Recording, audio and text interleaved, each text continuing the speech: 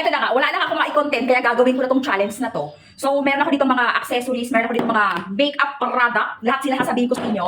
Eto galing kay Shawil Primer. So, eto first, pagkatapos natin mag-cleansing ng face natin, talagang naglalagay talaga tayo ng primer. Eto yung first step, pag nagbe-makeup ka, primer yung nilalagay sa face natin. So, ayan, pagkatapos ko mag-cleansing to the max ng face natin, magpa-primer na tayo. So, yung primer is ang purpose nito para kumapit yung makeup or yung mismong mga powder na lalagay mo sa face mo. So, yung gamit ko, eto. I-search nyo na lang. So, ayun yung gamit natin. Shawil Makeup Primer. Ayan. Hindi ako pwede maglagay ng link ha. Ilalagay, tignan nyo na lang, screenshot nyo, tapos hanapin nyo na lang dyan.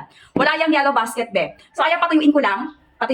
Ganyan lang. Tapos, isusunod naman natin. Ayoko na mag-cut.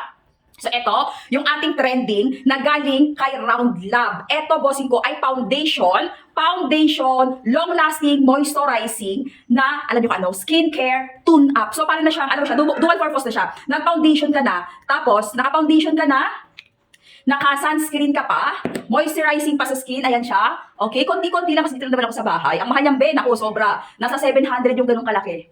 Sobrang mahal niyan. Kasi nga Korean product na siya. Pero, alam mo yun, gustong-gusto ko siya kasi sensitive skin ako. Konting hindi magustuhan ng balat yung product, nagbabagong anyo na, charot lang. Pero ayan yan, Round Lab, highly recommended ko to para sa mga sensitive skin kasi nga, Korean product to si Round Lab.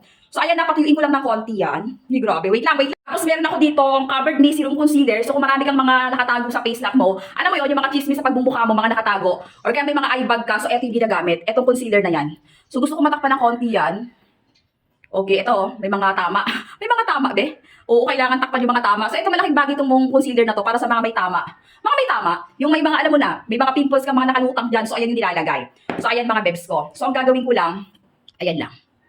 Dot lang ako ng konti sa eye bag ko, of course. Para matabunan, para kunyari, fresh na fresh, walang eye bag. Pero saan ka, marami yan.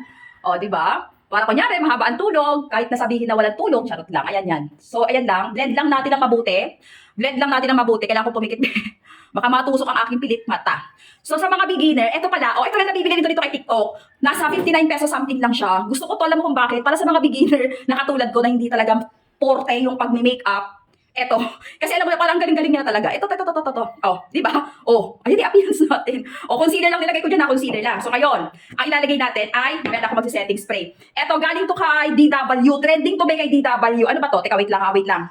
Okay, long-lasting concealer din to. Concealer din siya.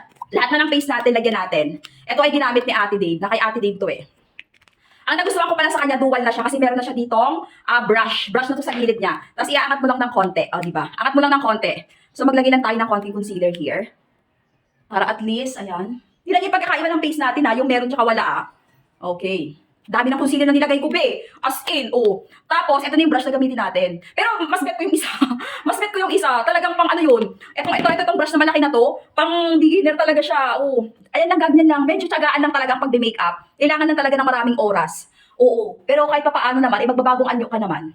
Kahit papaano. Tapos ako, mas bet ko talaga, dinadat-dat ko lang. Kasi ayokong kumalat yung makeup sa face ko. Alam nyo guys, eto pala natutunan ko rin dito. Kasi hindi talaga ako expert dito. Kung hindi lang dahil sa mga produkto na to, hindi ako magaganito. Pero tingnan nyo guys, natutunan ko dito. Kailangan talaga ng malupitang skincare first. Bago ka maglagay ng kung ano sa mukha mo, mag-skin prep ka muna. Kailangan mo munang mag-skincare ng maayos para at least yung produktong ilalagay mo sa face mo kalat na kalat. Kung pansin mo, once naglagay ka ng foundation, pawisan ka lang ng konti, parang lupa na nagka-crack yung face mo. Dahil pag natuluan ng pawis, alam mo yun, nagka-crack ng ewan yung foundation mo dahil yon sa skincare na ginawa mo, sa skin prep na ginawa mo. Kaya kailangan, to the effort ka talaga ng skin prep mo muna. Linisin mo mabuti yung face mo, lagyan mo ng serum, kung ano ginagamit mo, lagyan mo siya ng ang tawag dito? Sunscreen. Basta ganun. Di ba? Mukha ng tao Tapos, ito yung susunod natin dito. Siyempre, teka lang, asan na ba yun? Ito. Ano ba to? Ito, babe. Ito ay galing long-lasting eyeliner. Okay, nag-eyeliner talaga tayo. So, kailangan natin yan para kahit na wala tayong tulog. Wala akong salamin dito. Ito pala, may salamin pala dito si ate. Wait lang. Alam nyo ba, konting storytelling lang. Punasan ko lang yung salamin. Konting storytelling. Konting storytelling lang ng mga pangga ko. Hindi talaga ako nito mahilig. Okay. So, napilitan lang ako talaga maganito kasi nga, sayang kasi mga product na binibigay sa akin. So, wala akong choice, be. So, wala akong choice kundi tanggapin kasi sayang talaga. Nangihinayang ako. So, bibilhin mo pa ba yan? Ano naman tong isa? Okay, ito naman yung isa. Tingnan nyo. Hindi ko ito mabasa, be. Medyo malabo ang aking mata. Okay. Pang pilik mata. Hindi ako sanay yung iniipit. Ayoko lang ganun. Yung iniipit, yung kinikirl. Kasi pakiramdam ko lalong nasisira yung aking pilik mata doon. So, gusto ko lang siyang maglagay ng normal. Yung wala lang iniipit. Ayoko nang iniipit. So, ayan. Okay. Meron na ba kahit papaano? So, pag meron na kahit papaano, bura na yan. Hala ko malat, shucks. Ayan yung mga pagkakataon na kinaiinisan ko. Kaya ayaw ko maglalagay ng mga ganito. Kasi paano pag kumalat na? O, teka. Ayan na, be. Okay. Okay, ganyan na yung ating... Tapos, etong susunod, eyeliner din to. Para sa ating kilay. Normally pala, hindi ako naglalagay ng eyeliner na kulay black. So, brown. Brown ang mas bet ko, o kaya dark brown. Yan yung mas prefer ko. Wala akong brush with. Ganitong kalat-kalat na, ito na ginagawa ko dyan. Okay, ayan lang yan. Ginaganyan ko lang ng kamay ko. Magpapantay na yan, be. Sabi ko nga sa inyo, talent ang pag-makeup. So, kung hindi mo yan porte, huwag mo nang subukan kasi masisira lang ang buhay mo. So, ayan. O, tulad nito, kumalat na yung aking eyeliner sa gilid. So, ayan siya. Para pag mas tayo pa. Ewan ko lang ha, mas gusto ko kasi yung dark brown, parang mag-a-appraise lang yung kilay mo. Pag inakat mo lang ganyan, be, ayan, kitang-kita, di ba? Ganun lang naman yan. Eto pa pala, may contour pa ako dito. Ito yung mas bet ko na contour. Kasi gusto ko lumiit. Ito, may nose bridge ng konti to. Ayan.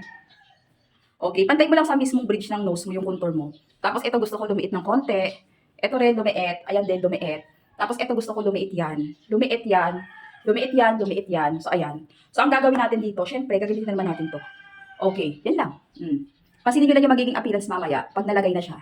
Okay, i-blend mo ng maayos. Okay?